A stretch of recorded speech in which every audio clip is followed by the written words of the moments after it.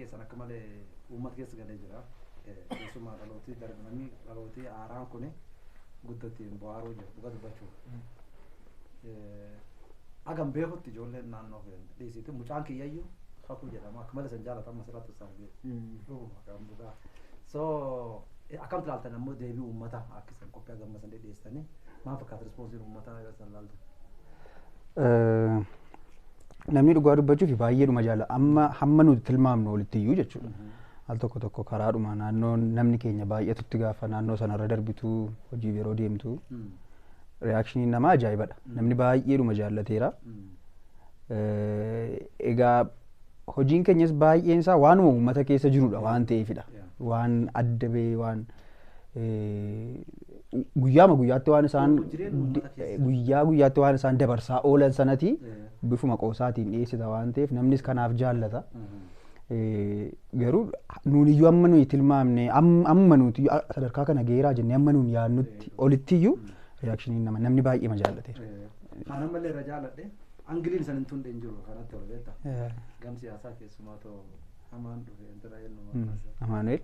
Amaanu'eeliif waaqoo natti fakkaata dhimmi siyaasaa wayii tokko. Xiinxala siyaasaa dhiyaatu yoo filannoo kan darbu baattan maal taata jennaan kan inni billa duukam deemee murtii nyaatee. Keessumaa gaafa hoogganaa waajjira hojii gamaggamtanii riqichi tokkocha hojjeta sagaltamii sagal tokkichi lolaan fudhatee badu. Asii kunneen asii keessa sagaltinoo yoo nu eeyyamte. Lolaan fudhatee badu. Iddoo manni argametti eebbisna jedhu sana. Iddoo manni argametti. Amma yeroo ammaa xiqqoo waan zayitii kanaatti ajanda ta'uu jira kanarratti mayyaanne. Inni tapha gaarii ta'a. Zayiticha irratti hojjechuuf amanuumtu zayitii nu barbaachisa. Isa barbaada. Barbaachisaa irraa. Kokobeellitti na irraa manutan. Akkas buufannee qarshii walitti buufnee zayitii ma bitachuufi. Amma sattaan siif ba'a miti. Anaaf ba'a. Erga naa ba'ee booda nan dhiisa. Egaa amma. Kanuma qofa fayyadamtu jedhee inni. Tasgabbaa'e. Kanuma dhufee haaraan. Gaaf jalqaba mudannoon naaf tolii qabnu tokko jira beekta. Ana kanallee waan taphatu irratti hin fakkaanne maayikum nu sirreessita gaafa waldaa gullillee afaan oromoo natti fakkaata. Waldaa egaa sabatti himna. Waldaa gullillee afaan oromoottidha. Gaafa waggaa 25ffaa kabajatan. Waggaa 25ffaa waariyoon affeerameera gara galgalaa wayiiti. Ana gaa kan saawundii sirreessu. Lubii waldaa keenyaa maayikis akkasittiin baatanii lallaban kanan fayyadaman macaafa banatanii dubbisu waan ta'eef isee gurrarraan dhuftee akkas asitti nama teessu tokko fayyadamu yeroo kaan hin ciccufu guyyaa sana garuu hin cufne sirna qulqulleessuu raawwataa turanii bu'anii ta'anii waariyoon affeeramee achi ba'e gaafuma jalqabu inni utaalloo qabisi qabee jira yeroos sagaleen koo yoonni keessaa ba'ee itun faarfachaa yoonni keessaa ba'ee utaallootti qabadhaa jedhee qoose.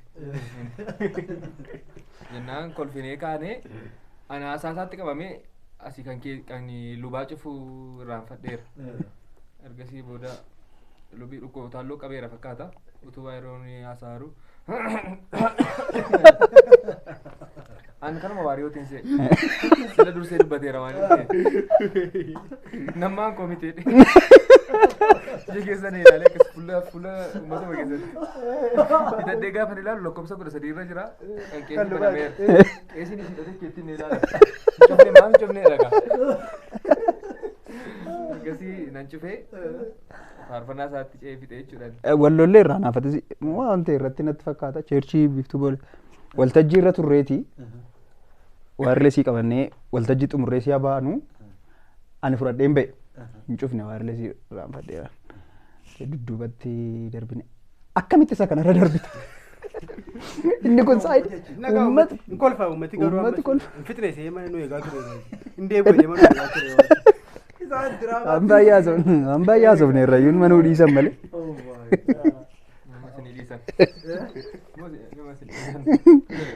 Nu ari'anne malee waan hin goone. Gar jireen dhuunfaa yoo deebine qaamni jalqaba dubbattanii jirtanii namni qoosa qofaa miti jireen nufiillee qaba akkuma suni waan barnootaallee baagiraam isaa sobneedha akka yuunivarsiitii finfinnee turtanii amma immoo hojiin dhuunfaa. Amma gaafsan gaafa dhuyina kofalchiisaan beekaa jira kadhe. Sabilleen cufa qoosaa akka hin seenne isum dhugaa yaasofne jireenya dhuunfaa maal hojjetta waan jedha irratti.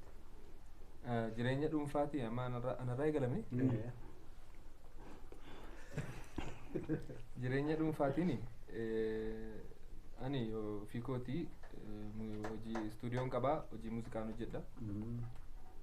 Isarraan alatti immoo biizinasii garaagaraas maatiis gargaaree waan yaalaa jechuudha. Isarratti immoo viidiyoo nama tiimii diraamaamti nun hojjennu kunillee hojiidha. Isadha jechuudha. Diraamaan alatti immoo hojii dhuunfaa keenya qabna. Hundumti isaaniiyyuu akkasii. Solee maal hojjetta? Bakka bu'aan siidha dhuunfaa isaaniitti carraa laannaa jira. Of ibsina malee. Galatoomii carraa kana. Homaa rakkoon hin jiru. Amma yeroo dhiyootti nan barsiisan ture. Achi booddee garuu piroojeektii sirna koo erga jalqabee. Maal barsiifti? Kolleejjii? Lakki. Mana barumsaa dhuunfaa tokkoon barsiisan. Kompiitara saayinsiin baradhe. Ijoollee kompiitaraan barsiisan ture. An kompiitara barsiisee namni hubachuu dide nama lama. Namni galuufii dide.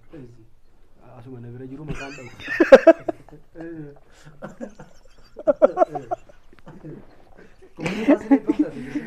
Kompiitara saayinsiin eebbifame. Digirii jalqabaa kompiitara saayinsiin eebbifame. Achi booda gara biraas baradheera. Amma dhiyoo sanaatti kanan hojjedhan ture jechuudha. Achi booddee garuu amma yeroo koo guutuu sirna koo marra godhee hojii aartii kanan hojjedha jechuudha. Hoteeltaallee Fangaayilaa biraatti deebina yaaddannu kan yaadu. Miikiin Boornaan deemu hanqinatti miti hojiin as gadi lafa. Boornaallee deemeera. Iddoo baay'ee deemeera. Kiyyaallee deemte mana kenna oduun akka inni. Yuunivarsiitii Finfinnee baradhe illee injiinaringiidha kan koo. Daandii konistirakshinii daandii fi biildiingii irra jechuudha. Boornaallee deemeera ijaarsa daandii fi. Karaa Sololoo gabbuusa. Karaa Sololoo Sololoo achi wal qabsiisu. Achi bakka itti dhaladha. Achi baay'een jaalladha iddoo sana. Achitti baay'een furdadheedha. Furdateetu dhufe. Aannani deemnan an carraa argannaan duubatti hin deebi'u deemu. Kan Waaqayyoon nu dabarsu malee hongeen jajjabaatee jira. Yoo Waaqayyoon kan dabarsu hin deemna ammallee. Itti tola hin deemu. So amma isallee hojjechaa jira jechuudha. Hojii konistirakshinii daandii fi biildiingiidha. Isaan alammoo hojiin aartii jira jechuudha. Garuu walsitti hin ulfaatu. Baay'ee hin ulfaatu. Waanuma of danda'edha waan ta'eef. Isa sana yeroo isa kan biiroo sanarra yeroo hin jiruyyuu isa kan irra caalaa yaada. Ijoollee kana bukkee oolteetta taanaan suusisitti ta'a waan ta'eef hamma dhuftee as deebitutti na riifatte.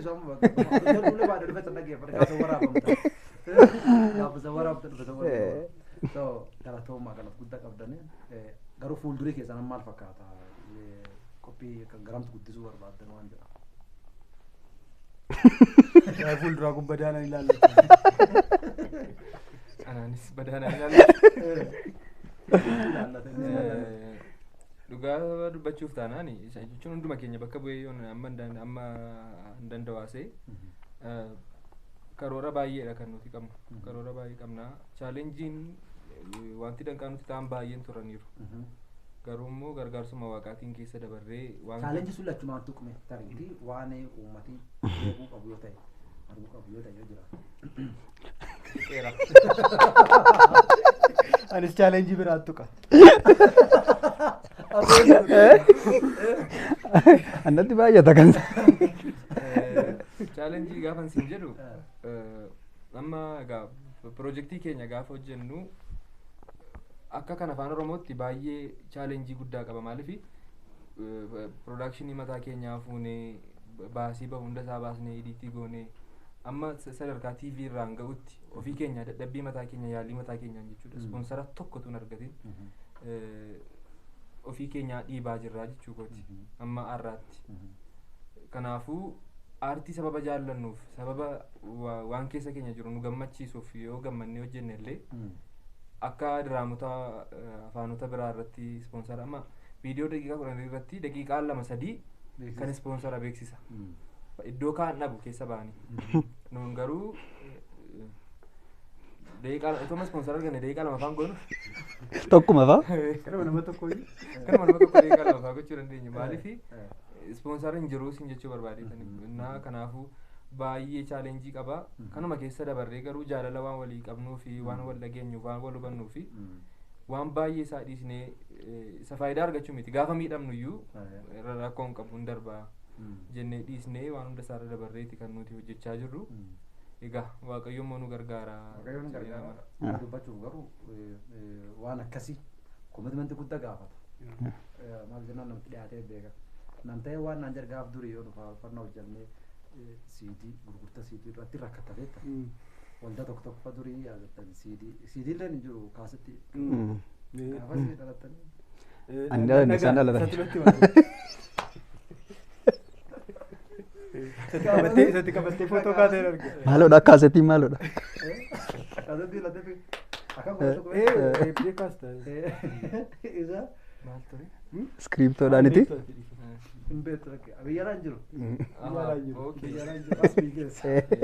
Achiin jiru. Biyyaraan jiru as jira.